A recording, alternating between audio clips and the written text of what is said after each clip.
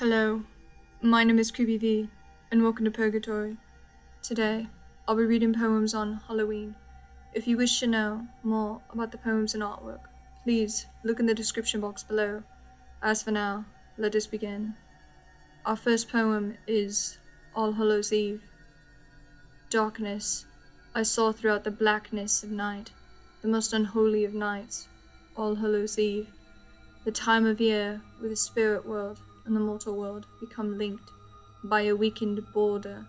'Tis how they come and go as they please. All the witches, ghouls, and goblins, all the spectres, spirits, and friends, come to thy mortal world.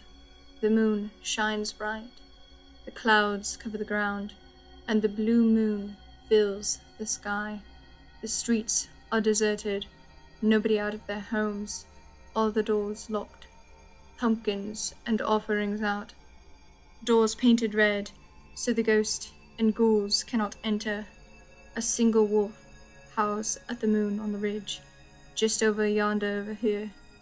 The raven watches from the old willow on top of the hill, where the graveyards rest. But avast, the graves are empty, the houses are filled, but not with the living. The dead rest within the houses. But how? Curse this most unholy of days, this said All Hallows Eve. The wind blows, ever so softly, rustling the leaves ever so slightly, whistling through the old willow, the tree sings ever so slightly. The wolf speaks to the moon, ever so calmly, the raven caws, ever so unnaturally. 'Twas not the raven call. The trees begin to rustle louder, but ever so softly. The wolf howls ever so calmly. The owl hoots upon my very tree outside of my window. The raven calls ever so unnaturally. 'Twas not the raven call. The tone picks up even more. The leaves rustle ever so calmly. The trees whistle ever so softly. The owl hoots ever so quietly. The wolf howls ever so distantly. The raven calls, oh ever so unnaturally. 'Twas not the raven call. 'Twas coming from within my very own home. But how? And the tone picks up even more. The leaves rustle ever so calmly. The trees whistle ever so softly. The wolf howls again ever so distantly. The owl hoots ever so quietly, and the raven calls again ever so unnaturally. 'Twas in my very home, and then all goes quiet. The leaves stop rustling, the tree stops whistling, the wolf goes quiet, the owl flies away, the raven, 'twas gone. I look outside, 'tis deserted. I look at the clock, 'tis 11:59. I watch the time tick down to the final seconds of All Hallows Eve, but then the clock stops. No, no! I exclaim, 'tis not fair. I began hitting the clock. The time doesn't change. I open it up, trying to move the hands, but they do not budge. An evil caw comes from within the house. 'Twas that very raven whose caw was ever so unnatural. It came from behind me. I began to turn around. I scream in horror and fall to the ground. The last thing I heard, 'twas the raven's very own call. That night, on All Hallows Eve, 'twas the last night I spent my life alive. Oh,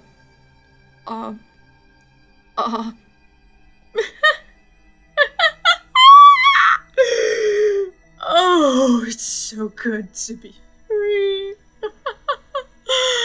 Well, hello there. It's nice to see all of you. I guess I'll pick up where he left off. Our next poem is Poem for Halloween. Brothers and sisters, let me set the scene for a nightmarish creature so foul and obscene that penning this poem makes me want to scream. But the time is perfect for this Halloween, so if we must, let's just start at the top of his oversized skull with his unruly mop of so-called hair, the not color of dust, on a fleshed scalp, peeling and leaking out pus. His locks, wind-round horns, they're teeming with germs, and look more like the husks of millions of dead worms. You've heard of bats in the bellfold? Well, it's not just a phrase. Small ones nest in his curls to hide from the sunrise. One more word on his noggin, for this must be said. It's 10 times the girth of a normal-sized head.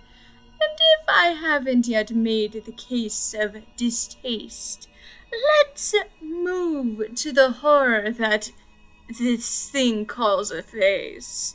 Skin, the color of pumpkins dying a slow death, or a falling sun breathing its very last breath. Brows like hairy slugs perched on orangey dough, crowning flat yellow eyes peering out just below. Those beady orbs nestled in pouches and folds of flesh, home to all sorts of fungus and molds. I suppose a nose is next upon the list, but its rotting and roaches peer out through the slit. Lips, scaly twin creatures, are covered in muck, like 2 lizards who crawled in some mud and got stuck. Yes, his mouth is a marvel of nature's mistakes. He has not 1 tongue, he has 12 made of snakes. Oh, that slithering nesthole just can't rest, striking at themselves as they writher and they hiss. And it's best if we speak even less of his teeth, but they're green as the serpents who sleep underneath. Now, we've seen enough here, so we shall begin to speak of the mess underneath his bulbous chin. And what appears next is not what you'd expect, but 2 giant flaps like his head at his neck. His dermis is saggy, his guts are all stored in a carcass that's shaped like some muted gourd. Yet he wears tailored suits, expensive and fine, that cling to limbs clunky and elephant. At the end of each arm is a claw, like a crab. The horrid appendages pinch and they grab. He keeps them well sharpened and shine to a sheen, but they are so small they can hardly be seen. This would be almost a humorous twist if only this beast didn't really exist. His monstrous legs suffer from the same fate, capted off in feet as tiny as his claws. His whole frame reeks of sulfur. He's covered in grime. He leaves a lingering trail of malodorous slime. This journey I know has been an unpleasant one. Dear reader, hang in there, we're almost done. He lives in the depths of an ill-smelling bog, shrouded at all times in a venomous fog, lit by giant mushrooms with an unearthly glow. A sick, swampy kingdom where twisted things grow. A pestilent monarch, he squints on his throne, sipping gallons of blood from a goblet of bones. His subjects are legion. They flock to his side, all manner of ghouls that the heart cannot abide. There's a pale, hateful zombie who's bendicted in flies, a humanoid shape that has fanged mouths for eyes. There's a three-headed harpy who screams at the sun, and a man-eating frog that weighs nearly a ton. One could spend forever trying to describe the monsters that happen upon hideous tribe. But our time draws to a close. My stalwart friends, lock your doors, say your prayers, for this is the end. Oh God, what did he do? Please don't tell me he did something stupid again. Oh God. Anyway, we'll continue. Our last poem is one I wrote myself. It's called Halloween Nightmare. On Halloween night, I had the most vivid dream. I was in a void beyond space and time. As I floated by, something caught my eye. As I went to look, I found a nook. In the nook was a mirror and some wax. The wax was lit, so I went to look and see what the mare had waiting for me. To my surprise, sat a child in white. She smiled with a gleam in her eye.